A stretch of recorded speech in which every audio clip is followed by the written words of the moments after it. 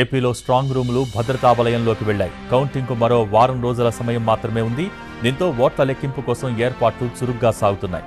రాజకీయ పార్టీల్లో అభ్యర్థుల్లో క్షణక్షణం ఉత్కంఠ పెరుగుతోంది. ఈవీఎంలో జనం తీర్పు ఎలా ఉందో అని తెలియక తికమక పడుతున్నారు. పార్టీలు అభ్యర్థుల్లోనే కాదు, ఇటు జనంలోనూ ఫలితాలపై అంతే ఆసక్తిని రేపుతోంది. జూన్ 4 కోసం తెలుగు రాష్ట్రాలతో పాటు యావత్ దేశం ఎదురు చూస్తోంది. జిల్లాల్లో కౌంటింగ్కు యుద్ధ ప్రాతిపదికన ఏర్పాట్లు చేస్తున్నారు ఎన్నికల అధికారులు.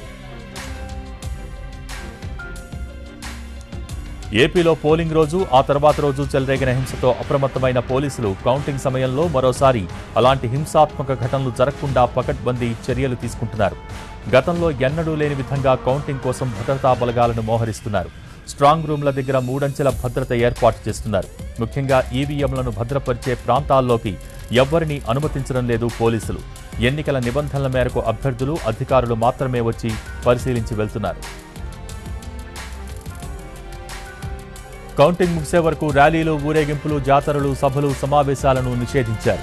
స్ట్రాంగ్ రూముల వద్ద డ్రోన్ కెమెరాల ఎగరవేయటాన్ని బ్యాన్ చేశారు. విద్వేషాలు, అల్లర్లు సృష్టించి శాంతి భద్రతలకు విఘాతం కలిగిస్తే చట్ట ప్రకారం కఠిన చర్యలు తప్పబోవని హెచ్చరిస్తున్నారు పోలీసులు.